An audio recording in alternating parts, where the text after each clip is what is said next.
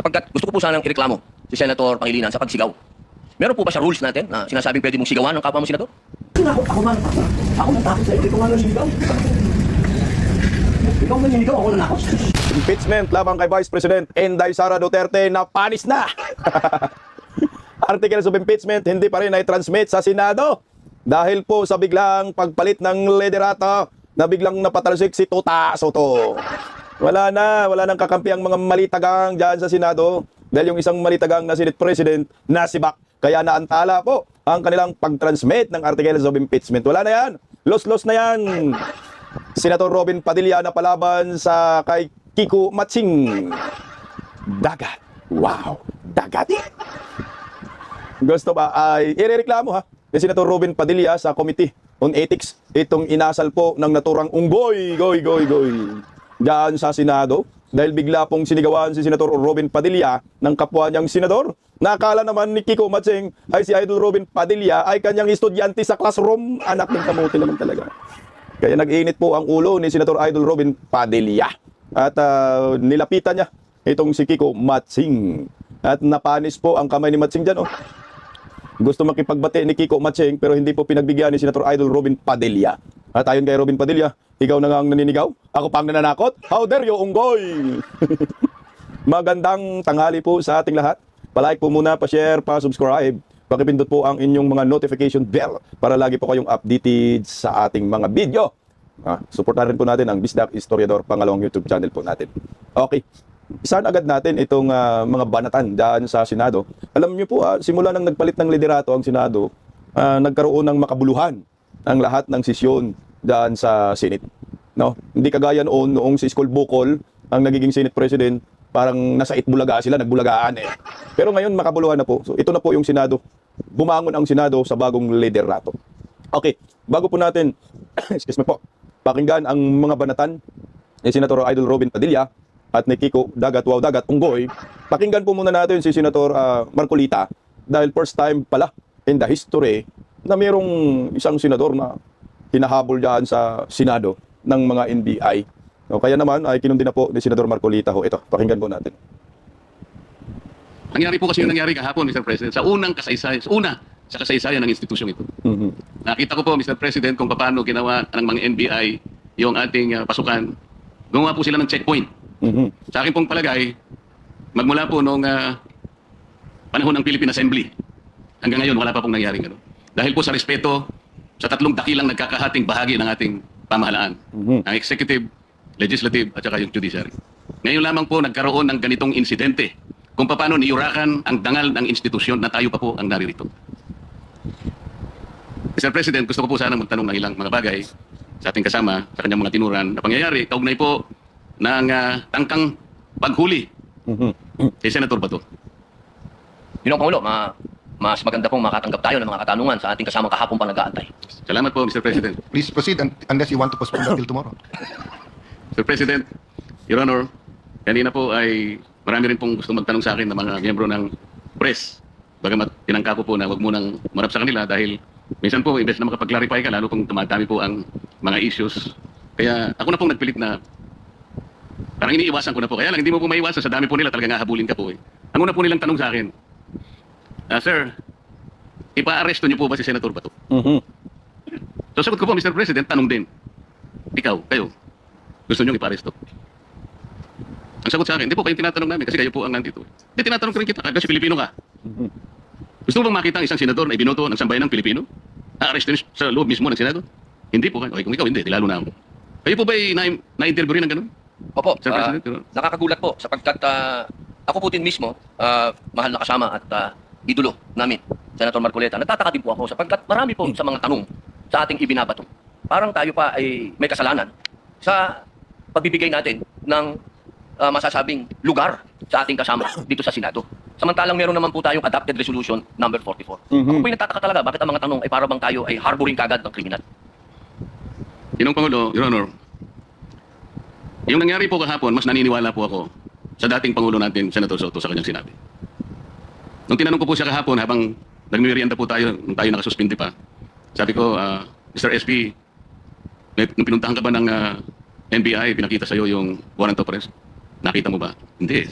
Ako po naniniwala na talagang hindi nila ipinakita yung warrant of arrest sa ating dating Pangulo ng Senado.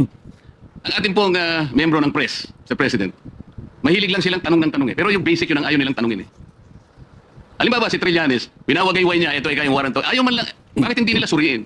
Pwede po ba makakuha ng kopya niyan? Kasi po kahapon, Sir President, Your Honor, nung makausap natin ng NBI Director, pwede mo ba kaming bigyan ng kopya ng warrant of arrest? Pwede mo rin ba kaming bigyan ng communication between the ICC and the Interpol? Sapagkat ang Interpol, ang karaniwang ginagamit po nila para i-execute yung warrant ng nilang inisyu. Yung mga Interpol, gagamitin po niya yung counterpart dito sa ating bansa, ito po yung PCTC. So sabi ko, bigyan mo rin kami ng communication mula sa Interpol papunta sa PCTC. At mula sa PCTC, meron silang sulat din sa inyo at kayo nga ang dineputize para i-serve yung warrant of arrest kay Senator Bato. Maliwanag po yung sagot niya, Mr. President, Your Honor. Opo. Ang tanong, nagbigay na ba itong si Matibag ng request ng Senado? Kasi kung hindi po nagbigay si Matibag, pwede pong i-contempt ng Senado itong hinayupak na NBI Director na mayabang na tinawag na magnanakaw ng mga DDS na napikon. Kailangan niya mag-comply doon kasi pag hindi ka magkukumply sa Senado, pwede kang makontempt at aarestuhin ka. Aresto niya po, Senator Marcolita, si Matibag kung hindi po nag-comply. Tsaka nakakalungkot dahil sa panahon pa ni Bangag, no, na yurakan ang institusyon ng Senado. Sayang naman na yung tinatawag na co-equal branches ay binabastos lamang ang legislative ng executive. Mga abusado na sa executive tuloy, Senator Marcolita. Opo. Gusto ko po sanang itanong, Sir President, kung nag-comply na yung NBI Director na yung ating hinihingi ng mga communications para mapagtibay natin kung talagang meron ngang inisyu, kung totoo nga po na merong warrant of arrest at hindi lang ginawa sa Claro M. Recto, para po lahat ay guided. Naibigay na po ba? So number one, Senator Marcoleta, I apologize to you. You were present. And in fact, you made very good points to the NBI Director. Number two, tama po kayo. He promised to officially communicate the warrant. And I told him he is welcome to serve the warrant. The issue is the actual arrest. So I asked my staff as to my office, wala. To our secretariat, may na-receive ba tayo from the NBI? Patay. Wala pa. Mr. President, Your Honor, doon lamang po sa simpleng requirement natin. Dahil nung gabing yun, ang sabi niya, hindi lang niya dala, nasa sasakyan niya. So hindi na natin siya pinilit dahil yung sasakyan niya nasa labas. Pero, Mr. President, Your Honor, alas 5 na po eh. Yung po bang mga requirements na yun, simpleng-simple po para matukoy lang natin kung talagang merong warrant of arrest. Correct. Bakit hindi po hanggang ngayon ay naibibigay ng NBI na sila pala, allegedly, ang dineputize ng kung sino-sino na i-serve ang warrant of arrest sa ating kasama? Bakit po? Wala. O baka nga po wala eh. Ito yung pinaka-problema. Ang dami pong kumakalat na issue sa labas.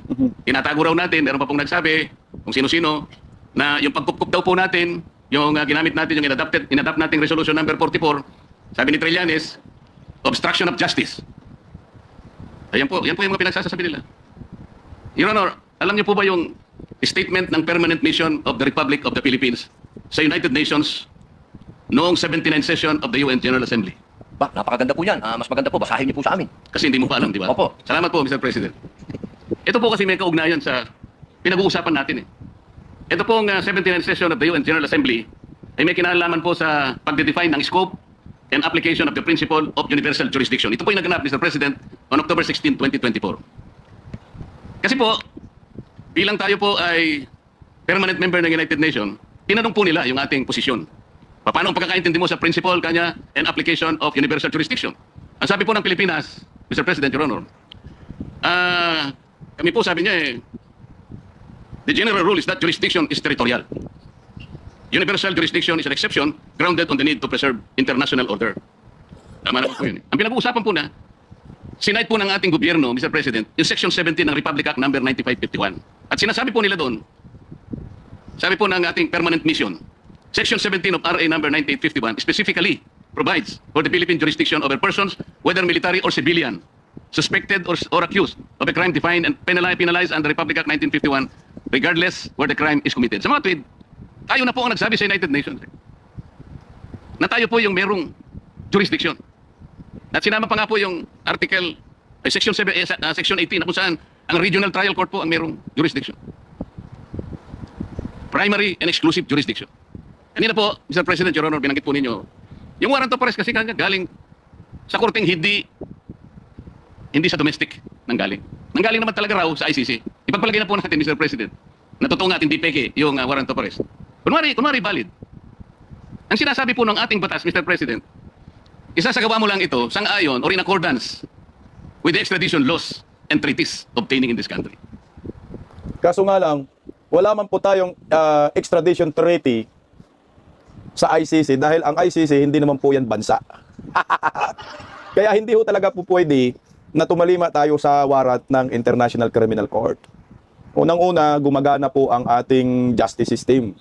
Kaya ito po yung nakakalungkot hanggang ngayon, yung Korte Suprema, hinayaan po nila ng itong baluktot na pamamahala ng Executive Department.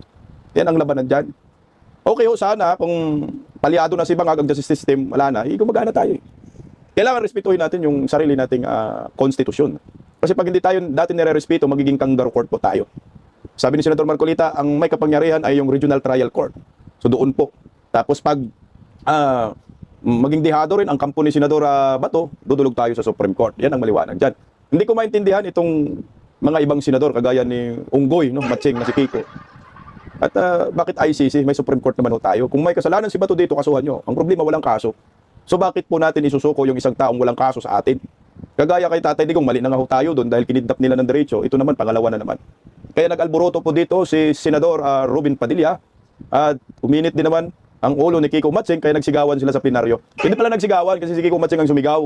Tumahimik lang po si Senator Idol Robin Padilla pero kinumpronta niya ho itong si Unggoy agad. Pakinggan natin ang katalinuhan ni Senador Robin Padilla. Alam niyo ho, mas matalino pa si Senador Robin Padilla kaysa mga abogagong Unggoy na dyan sa Senado. Pakinggan natin Senador Idol Robin. Alaikum salam. Ako po ay nandito sa inyo pong harapan. Ginoong Pangulo, ako po ay gusto ko lamang pong linawin ang ilang mga bagay patungkol po sa napakarami pong lumalabas ngayon. Iba't ibang komento, iba't ibang opinyon na parang ang dating sa taong bayan ay magulo tayo dito. Yun po ay hindi magandang impresyon. Sapagkat yung pong nangyari na ang ating mahal na kasama, Senator De La Rosa, noong siya po ay lumabas dito sa atin, malinaw na po na merong warrant of arrest galing sa ICC. Kung nung mga panahon po dati ay kine-question siya, tinatanong siya kung bakit siya nagtago. Ngayon po ay wala nang question. Ako po ay nagsasalita bilang isang artista. Sapagkat ginawa ko na po ang mga buhay ng mga magagaling na tao. Katulad po, nung ginawa ko ang buhay ni Senator Lacson, yung 10,000 hours, pati po yung kanyang pagtatago, yun po ay sa kadahilan ng may prinsipyo siyang pinaglalaban. At ganoon din po, nung ginawa ko ang buhay ni Senator Bato de la Rosa, may pinaglalaban na prinsipyo itong taong ito. Hindi siya kriminal. Ang napakapangit po na impresyon na binibigay, parang tayo dito sa Senado ay nagtatago tayo ng kriminal. Wala pa pong kriminal dito. Wala pa pong napapatunayan dito. At higit sa lahat, Ginoong Pangulo, ngayon lang po natin napatunayan na tama ang sinasabi ng ating mahal na kasama na may warrant of arrest sa kanya ang ICC. Kaya dito po sana, Ginoong Pangulo, nabubura na yung sinasabi na siya'y nagtatago ng walang dahilan. Yun po yung sana ang maging maliwanag sa taong bayan na meron din po tayong adopted Senate resolution.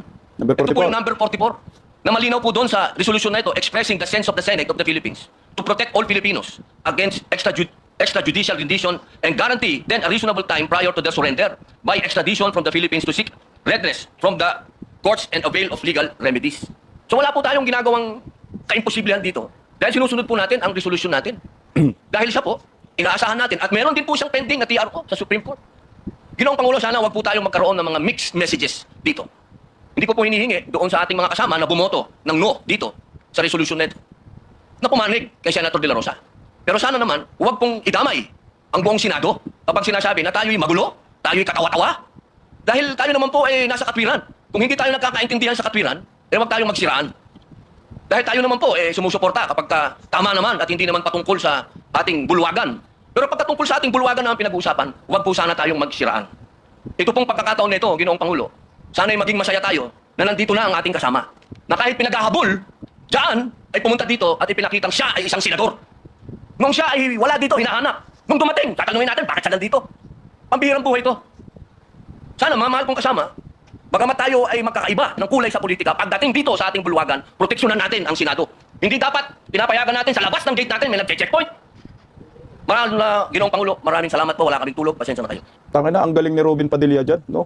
Ang talino ni Robin Padilla dyan. Tama naman kasi. Unang-una, si Senador Bato, hindi po kriminal. Wala kang kaso sa Pilipinas eh.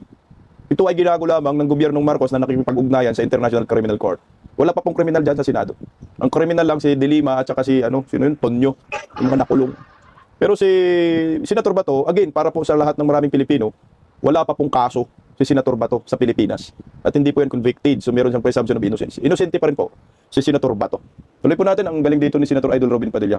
Ito naman yung pagkakataong ito, yung sumigaw yung unggoy, no? Kaya nabuwisit dito si Senator Robin Padilla. Ginoong Pangulo, gusto ko lamang pong ibalita sa ating mga kasama na naging maganda po ang responde ng Commission on Human Rights sapagkat kanina umaga po nakipagpulong sila sa atin at nakipagpulong po sila sa USAA at kay Senator Bato de la Rosa patungkol po sa nangyari na karahasan at pang-aabuso sa karapatang pantao ng ating mga kasama dito sa Senado.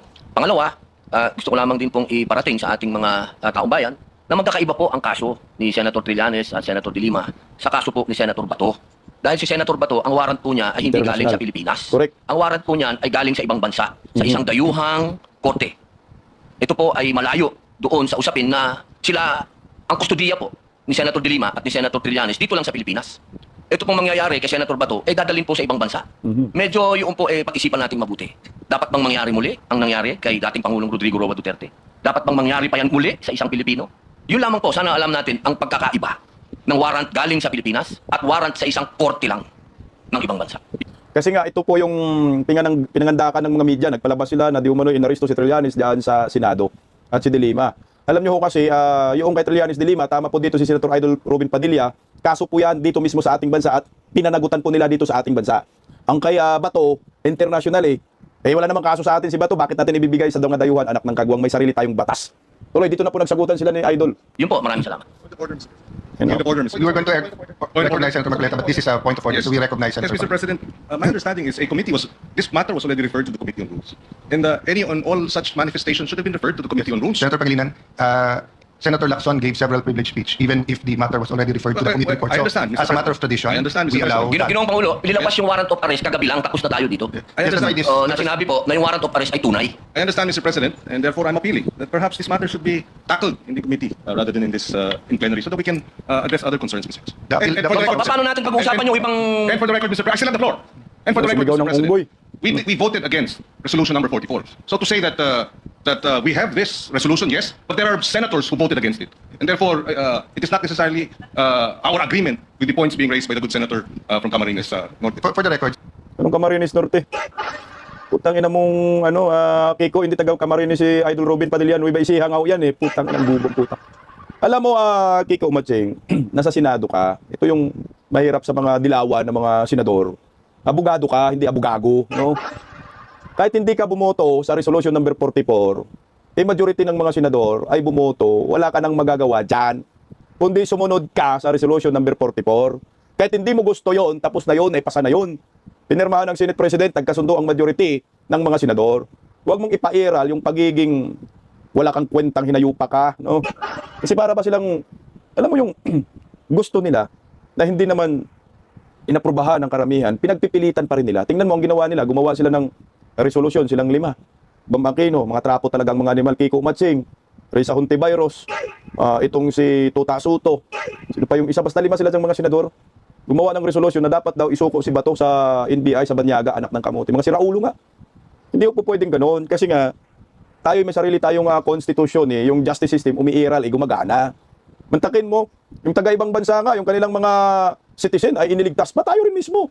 Yung mga OFW natin sa ibang bansa, pinapauwi pa natin, mga kaso na yun sa pagpatay, naglagak pa tayo ng blood money para makauwi. Dito pa kaya, si Senator Bato, walang kaso sa atin. Bakit po natin ipagkanulo itong si Bato? Na wala namang kaso, magsampa na lang ng kaso kayo Kiko kay Bato dito sa local court. Yan ang hamon namin sa inyo. Para magkaalaman, isampan nyo yung AJK. Kung sa tingin ninyo, may pananagutan si Bato sa war on drugs. Sabihin na lang ho natin, may kasalanan si Bato sa mga Pilipino. Kasama nga si Tatay Digong. Saan ba si Tatay Digong managot? Saan ba managot si Bato? Sa mga Pilipino. Saan korte dalhin? Sa Philippine Court. Anong warrant gagamitin natin? Philippine warrant. Mga tangingot. Kaya hindi po yan hinayaan ni Senator Idol Robin Padilla yung pagsigaw ni Kiko Umatsing. Ayan, kinumprinta ni Senator Idol Robin Padilla at gusto niya sampa ng reklamo sa Committee on Ethics. Narito po, pakinggan natin. Meron lang po akong mga konting katanungan sa inyo. Sapagkat gusto ko po sanang ireklamo si Senator Pangilinan sa pagsigaw. Meron po ba sa rules natin na sinasabing pwede mong sigawan ng kapwa mo senador? Narinig ko yung malakas na boses ni Senator Kiko Pangilinan Alam ko na si Senator Pangilinan ay dating galing sa broadcasting, baka nag-modulate. Maaari po ba tayo ay mag-suspend muna para pag-usapan yung malakas na boses at waring pagsigaw ni Senator Excuse me, Pangilinan? nasa akin po yung floor. Senator Padilla, Excuse me. the chair is answering the question of Senator Padilla. Session is suspended. Ayan na, anak ka ng kagwang. Reklamo mo yan. Dapat to alam mo, dapat matanggal dyan sa Senado si Lacson, Tuta Soto, at si Kiko. Pati si Risa, mga, mga salot eh. Kaya hindi po yan hinayaan, no? Hindi pinalagpas ni Senator Idol Robin Padilla. Kinumpronta po niya diretso itong si Kiko Matsing at napanis ang kamay ni Kiko.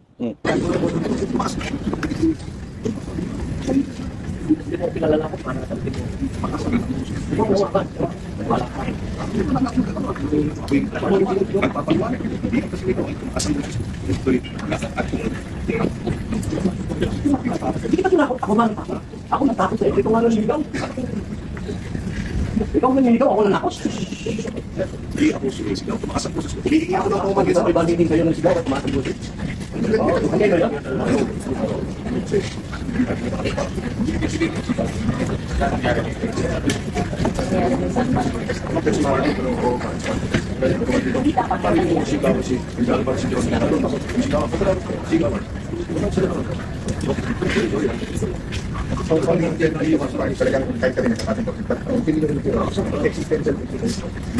Ako wala akong sigawan dito kahit sino mo. Ulito ko yung sinabi ko. Lahat, wala lang ako kayo na. Sigawan mo nga. Sigawan mo nga. Pero sorry, wala akong sa pulis sa atin. Kasi personal ko natin.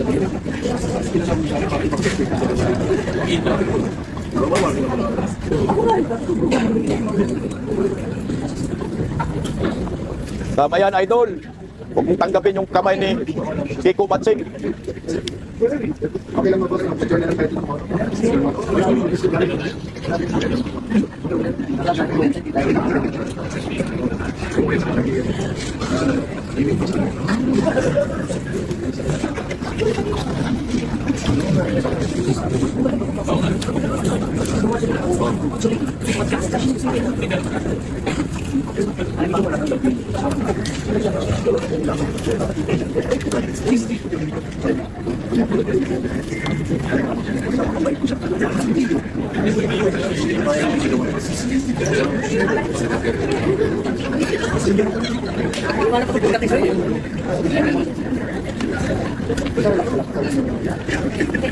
Ayan, no, ako sa akin lang mas magalang pa si Senator Idol Robin Padilla dyan sa Senado. Itong mga kaliwang grupo, itong unggoy na to, masyadong bastos. Hindi ko kasi po pwedeng sigawan mo yung kapwa senador mo na para bang estudyante mo, hindi eh. Kailangan igalang mo yan eh. Mas mataas pa nga ang boto ni Idol Robin Padilla sa mga yan. Number 1 si Robin Padilla eh. Igalang ninyo. Kasi nga, tangina kung hindi po ninyo nagustuhan yung mga sinasabi ni Robin Padilla, hindi sumagot kayo ng maayos. Wala na kasi sila, wala na silang magawa, kundi manguyot na lang kayo at wala na pong pag-asa yung inyong pangarap din na si Senator Bato ay ipagkanulo ng Senado at si Inday Sara makonvict din sa impeachment court. O ito po mga kabisdak, napanis na po yung impeachment labang kay Vice President Inday Sara Duterte. Wala na, hindi po na i-transmit agad ng House of Crocodile dahil nag-change yung liderato eh. 'Di ba nung nakaraan, agad transmit nila, inakyat agad sa Senado dahil kakampi nila yung Senate President Cono na si Chis Escudero pero kamalas nila kakampi pala natin si Chis. Ito ngayon, hirap na sila ngayon. Pakinggan natin. Hindi pa nagpapadala ng Kamara sa Senado ang articles of impeachment laban kay Vice President Sara Duterte. Dahil mula sa batasang pambansa nangungun sa balita si News 5 House Correspondent Marlon Enriquez. Marian, bakit hindi pa natatransmit ang articles of impeachment? May kinalaman ba ito sa palitan ng liderato sa Senado? Actually, JG, hinihintay pa natin mismo yung update mula nga po doon sa liderato ng Kamara o doon sa House Secretary General. Pero isa nga doon sa mga tinitingnang dahilan kung bakit hindi pa naipadadala sa Senado yung resolusyon at yung articles of impeachment ay yung biglaang pagpapalit ng liderato sa Senado. Ayon po kay House Justice Committee member na si Manila 3rd District Representative Joel Chua, dahil doon sa nangyaring kudeta sa Senado, maaaring hindi pa matukoy kung kanino mismo ipadadala yung mga dokumento. Narito po yung pahayag ni Congressman Chua. So normally pag may change sa leadership, nagpapalit yan ng mga SecGen, nagpapalit ng Sergeant at Arms. So sa ngayon, inaantay nila kung kanino sila makikipag-coordinate. Wala na yan, panis na yan. Pero JG, ayon nga kay Senate Secretary Dong Mendoza, yung Kamara raw yung hindi pa nakikipag-ugnayan sa kanila. Narito po yung pahayag niya. Actually, as of now, wala pang any communication from the House regarding sa transmission. Tingnan mo. Paano naging reaction ng mga congressman dito sa kudeta sa Senado? Kinagulat ba nila ito kahapon? Yes, JG. Actually, hindi maiwasang magduda ng ilang mga kongresista doon sa biglaang pagpapalit nga ng liderato sa Senado. Tingin nga ni ML Party List Representative Leila De Lima, maaaring may kinalaman ito sa impeachment ni Vice President Sara Duterte, lalo't kilalang mga kaalyado ng pamilya Duterte yung bagong mayorya ngayon ng Senado. Tiwala naman si Congressman Chua na titiyakin ng bagong Senate President na si Senator Alan Peter Cayetano na hindi maantala ang paglilitis. Narito ang pahayag ni na Congresswoman De Lima. Huwag na natin pakinggan itong mga salot. Wala na yan, panis na yan. Huwag na po kayong umasa pa na makakuha kayo ng 2/3 votes dyan sa Senado para makonvict si Inday Sara. Wala na. Sunod na lang, bitter luck next time. At saka 2027, wala nang magpangahas na mag-impeach kay Inday Sara. Tapos na, lahat na ng ano ninyo, hura. Ibinigay na po ninyo. 257 kayo na mga buhaya, mananagot kayo sa taong bayan. Talagang paparusahan kayo. Hindi po pwedeng palampasin ng mga Pilipino ito, anak ng kamote. Panis na yan. No? Kung nung una, nakaraang taon, anak ng kamote, ay pinagpilitan ninyo yung impeachment laban kay Inday Sara at agad transmit ninyo doon sa Senado. Ngayon, hindi kayo makapag-transmit, no? At nagdadalawang isip kayo siguro kung ituloy pa ba ninyo ito. Wala na yan. Sayang ang panahon sa impeachment dahil napanis na yan, dead ball na yan. Kahit i-transmit po ninyo sa Senado, wala kayong numero. Lampas yung numero namin, aabot nga sa 15 eh. Tsaka napakaduda naman itong magdududa tayo kay, napaka-imposible ba itong si JBRs ito na papanig na ma-impeach si Inday Sara, kagaguhan o yan. Palagay ko nga kung i-transmit na nila, ano na bang araw ngayon? Anong araw ngayon? Miyerkules, no?